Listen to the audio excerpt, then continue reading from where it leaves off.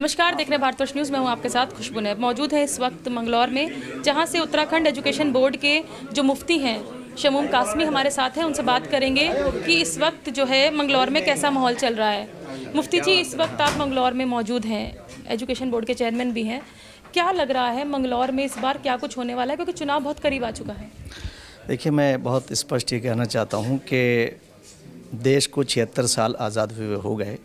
एक परिवार का यहाँ छत्र राज रहा है, उन्होंने कोई विकास कार्य नहीं किए हैं। और ये जो कॉन्स्टिट्यूंसी है मंगलौर, बड़ी ऐतिहासिक है और इस बार इसका इतिहास नया इतिहास बनने जा रहा है। बड़ी तेज़ी के साथ मुस्लिम समाज अपने बच्चों के लिए, अपने आने वाले जो दिन हैं कि वो भी ये चाहते हैं कि वो मुख्य विकास से जुड़ें। और माननीय मुख्यमंत्री श्री पुष्कर सिंह धामी ने जिस तरह से इस प्रदेश को में विकास किया है, और माननीय प्रधानमंत्री श्री नरेंद्र मोदी जी ने सबका साथ, सबका विकास, सबका विश्वास, उस पर जो कार्य किए हैं, वो मुसलमान अच्छी तरह उस चीज़ को जानते हैं। और अब तक का ये रहा कि मुसलमानों को खौफजदा करके उन्हें वोट बैंक बनाया।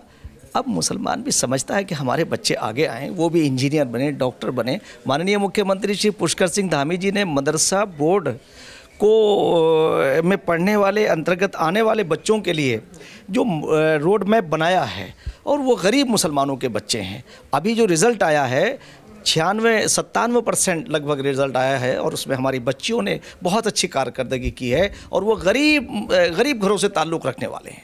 वो घर घर जा कर के कह रहे हैं कि ये सरकार सबका साथ, सबका विकास, सबके विश्वास पे काम कर रही है। और आज जो माननीय हमारे मुख्यमंत्री और हमारी सरकार ने जो कैंडिडेट यहाँ दिए हैं, उनका वो विकास पुरुष हैं। काजी जी, छठी बार यहाँ पर विधानसभा का चुनाव हो रहा है उपचुनाव के रूप में।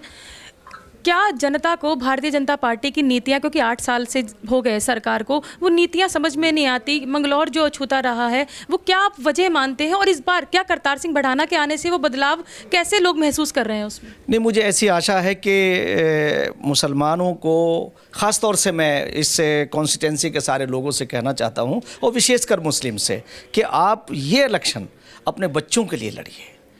इसमें वोट अपने बच्चों के लिए दीजिए। ना यहाँ स्कूल हैं, ना सड़कें हैं, और ना ही कोई विकास कार्य हुआ है। सिर्फ विकास कार्य अगर हुआ है तो वो काजी फैमिली का हुआ है, या उनके जो करीबी लोग हैं उनका हुआ है। अब मुसलमानों को भी मुख्य धारा से जुड़ना चाहिए, और वो जुड़ रहे हैं। मैं ये देख रहा हूँ कि हमारे मदरसों से जुड़े हुए लोग, मस्जिदों से जुड़े हुए लोग, देखिए आप कितने तादाद में हमारे उलमा उन्हें आकर सपोर्ट कर रहे हैं। जहाँ साधु संत सपोर्ट कर रहे हैं, वहाँ यहाँ मस्जिदों के इमाम और उलमा भी आ रहे हैं। उन्हें भी मालूम है, मुझे उम्मीद है, मुझे पूरी आशा है कि अगर मुसलमानों को ये चीज़ सामने वो रखेंगे कि यहाँ की सरकार ने बगैर किसी भेदभाव के कार्य किया है, तो वो यकीनी तौर से वोट करेंगे। और मुझे ऐसा लगता है कि आदरणीय करतार सिंह बढ़ाना जी, जो एक विकास पुरुष हैं, वो यहाँ के विकास कार्यों को आगे बढ़ाएंगे। और ये सीट जो आज़ादी के बाद से अब तक भाजपा ने जीती है, ये एक रिकॉर्ड बनेगा। और आज हमारे मुख्यमंत्री जी यहाँ आ रहे हैं, तो मैं देख रहा हूँ, मैं अभी कस्बे से होकर आया हूँ, मुसलमानों में भी इतना जोश व खरोश है कि हम अपने मुख्यमंत्री को जाके देखें।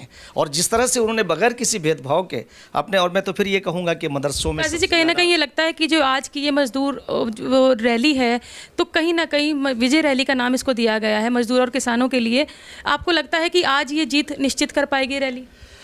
मैं आश्वस्त हूँ, और ईश्वर से, जैसे अभी करतार भाई जी बता रहे थे कि फैसले तो वहीं से होते हैं, मुझे पूरी आशा है कि ये विजय रैली होगी, और ये विजय का एक इतिहास बनाएगी। और माननीय मुख्यमंत्री जी को, जैसा मैं आपसे ये कह रहा हूँ कि मुझे पूरी उम्मीद है कि जिस तरह से उन्होंने पूरे देश के अंदर प्रधानमंत्री के बाद, विश्व के बाद अगर किसी की इमेज है एक अच्छे नेता की, तो हमारे मुख्यमंत्री जी की है। तो यहाँ के मुसलमानों से मैं कहना भी चाहता हूँ कि अगर कोई आपको वर्गलाए, आपको कोई बहकाए, तो आप उनका इतिहास सामने रखिए कि उन्होंने किया क्या है।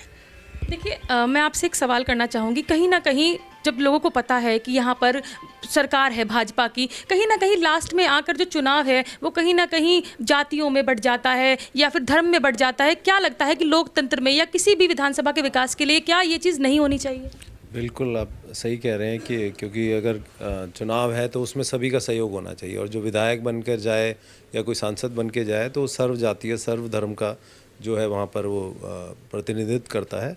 तो उसी से जो है विकास भी होंगे इस क्षेत्र में और सभी का जो है उसमें सम्मान भी किया जाएगा।